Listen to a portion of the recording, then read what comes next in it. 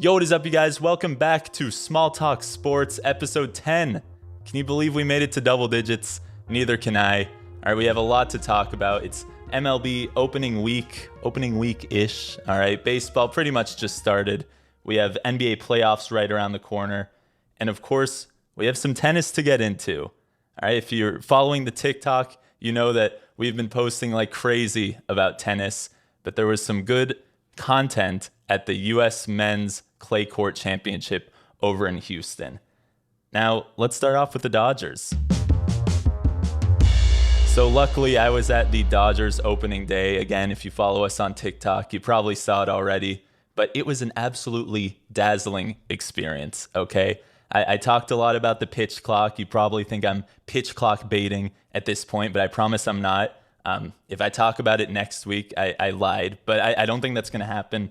The Dodgers had this absolutely ludicrous use of their LED lights in the stadium. Every time there'd be a home run, the lights would go out. It was very cinematic, makes you feel like you're in Field of Dreams or something. The pitch clock was really great for pacing.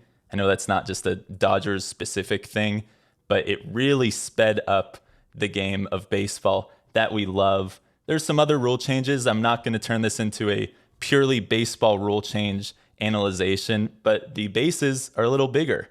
After years of them, I guess, being the same length, the bases are now bigger. It's probably going to lead to more stolen bases. It already did in the minor leagues. The amount of times a pitcher can throw back to first or third and try and get a runner out, that number has been decreased as well, just to speed up the pace. I know mound visits have also been limited. A lot of different rule changes. All of this is for the fun of the game, for the love of the game, to keep it going. We all know baseball, it can be a little boring sometimes, dare I say it. It can go on for a while. But these rule changes are hopefully going to speed up the game. And look, I've only been to 2 Dodger games this year, but they have flown by. And it has already felt like a really monumental change. And I can't wait to watch this season of baseball and many more years to come. But another thing that this is big on is the viewership. Now, the average MLB game, there's 162 games in a regular season. Can you guess the average MLB viewership for a regular season game? Wrong. It's 2.3 million views per MLB regular season game. That number shocked me a little. This is from an article by the MLB. I'll link it below. For the NFL, as we know, there's 17 regular season games. They average 16.7 million views on TV. And I think that the MLB is almost catching up with the NFL just in terms of the viewing experience. Okay? In the NFL, you have some action and then a pause. You have a 3-yard run and then a commercial break. Then you have a nice pass, and you see where I'm going with this. In baseball, same thing. How have they improved this? Well, the pitch clock. The pitch clock really speeds things along. And if you're a fan of football, you know they have a pitch clock of their own. They have the 40-second play clock. Obviously, there's no pitching in football. It goes to 25 seconds if there's an administrative stoppage. I'm talking timeouts, change of possession, end of quarter, etc. I'm not going to get too into it. All I'm saying is if the MLB keeps up this pace with their quicker games, it's very similar to how we watch football. And football owns a day of the week. Regardless, it's going to be a great year for baseball, specifically for the Dodgers. Believe it or not, they are my pick to win the World Series, to win it all this year. However, it is not going to be easy.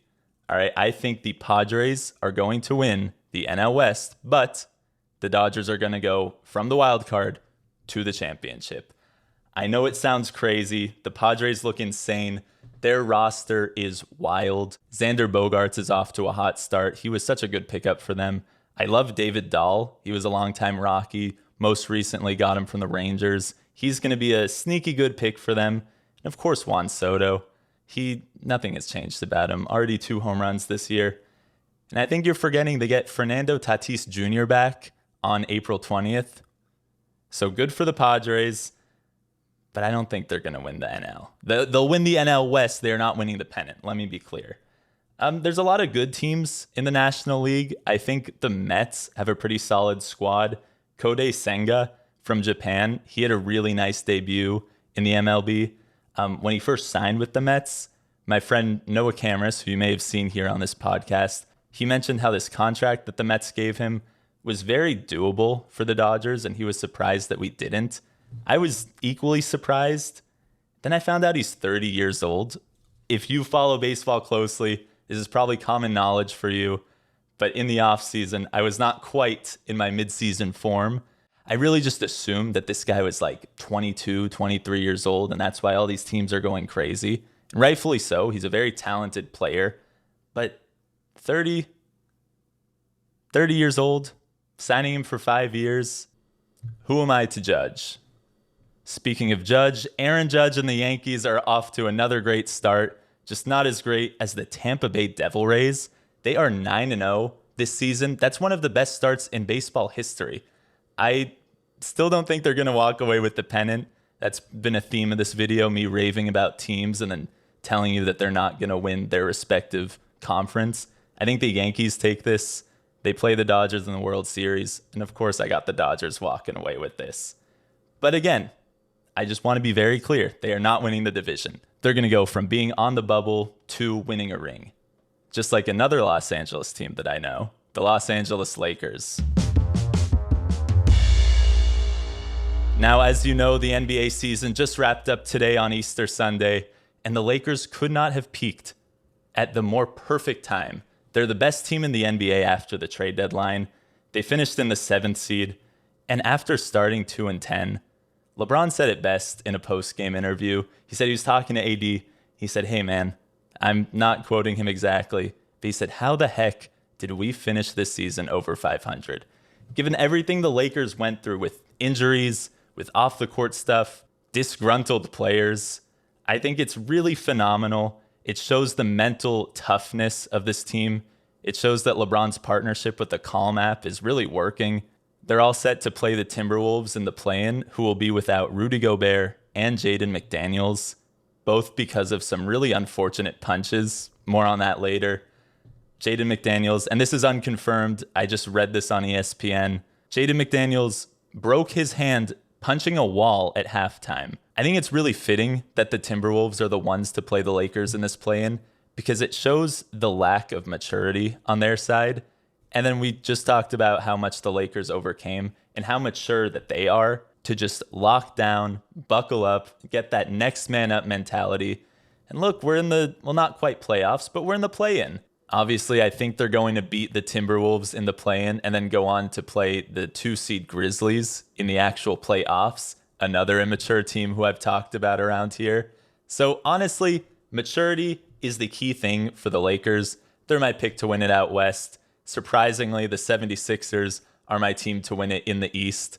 The soon-to-be-named MVP of the league, Joel Embiid, I think that nothing's going to stop him. Jokic almost had this in the bag, but Embiid picked it out of his Birkin. He's running away with this MVP and will then lose to the Lakers in the finals. All right. I know that sounds crazy, but it is not as crazy as this video I'm about to show you from the BNP Paribas in Palm Springs. Now, if you're following our social media, you've probably seen this video countless times already, but I just wanted to emphasize once more that we were holding up these signs made on the lids of banker boxes. My girlfriend helped me make these signs, and we were sitting in the hot sun all day hoping that Mr. Francis Tiafoe would see us until finally, well, he didn't see us, but the next best thing is that we discovered that we were on the Jumbotron. All right, the guy next to us was like, "Hey, you guys got to stand up and dance if you want to be on the big screen." And we thought, hey, why not? We were just respectfully holding the signs. It is a tennis match after all, my first live one. But we finally get up and dance. We let loose. And then we see ourselves on the Jumbotron. It was great. It was a really exciting moment. So I turned to the guy. This is what I was saying to him here. I said, "Hey, that was all you, man. Thank you so much." Gave him a little fist bump. The lady in front of us, she turned around, gave me a fist bump. And that was right when Harry was reaching his arm over. But the lady just didn't hold it long enough and just turned around, thus leaving Harry hanging. He didn't get a fist bump from the guy next to me either. It was really unfortunate, but I think this is a great bridge to talk about even more tennis. All right, now this U.S. Clay Court Championship in Houston, it was one of the wackiest tennis tournaments I have ever seen. Since this is the only clay tournament in the US, it makes sense that he would want to do this right before the Monte Carlo Masters in Monaco, which is also clay. But all of these rain delays led to Frances Tiafoe playing 4 matches in just 2 days, including the championship. Now, I don't know if you know this about clay, but when clay gets wet, it becomes almost like a muddy consistency. And if you're used to playing tennis at the park, you've probably played tennis on a hard court. Imagine for a second that you are playing in mud, that you are playing in the dirt. And then imagine that your entire family and your crew and your coaches and everyone relying on you needs you to play your best tennis in the mud. Now, that was happening to everyone playing in this tournament, especially Frances Tiafoe. Now, in the championship, Frances Tiafoe was struggling, unfortunately. And he had come all this way in Houston. He's in the clay. He's in his home country of America. Now, this was a 2-set match. Both sets went to tiebreakers. But lucky for us, Frances Tiafoe took home the whole cup, and we couldn't be prouder of him. He's now ranked world number 11, which I was almost brought to tears after watching the end of this. He has come so far. This is his 2nd professional tournament win. And after that absolute clinic he put on at the US Open last year, I think this is just the beginning of so much more to come for Big Foe. And all we have time for now is our world famous, welcome back, Beef of the Week. Rudy Gobert punched Kyle Anderson in the shoulder. During a timeout of their final game of the season, I guess the two had a disagreement, and it ended with Rudy Gobert's big body self absolutely popping Mr. Anderson in the shoulder. Gobert was sent home immediately in the middle of the game because, of course. But Rudy Gobert, now if you're watching this, as always, thank you. But Rudy Gobert, this team gave up the whole farm for you. This team, if we remember, gave up 4 first-round picks and a pick swap and countless players just to get you on the team. And this is how you're repaying them? It's very likely that Gobert is going to be suspended for the next game. But wait a second.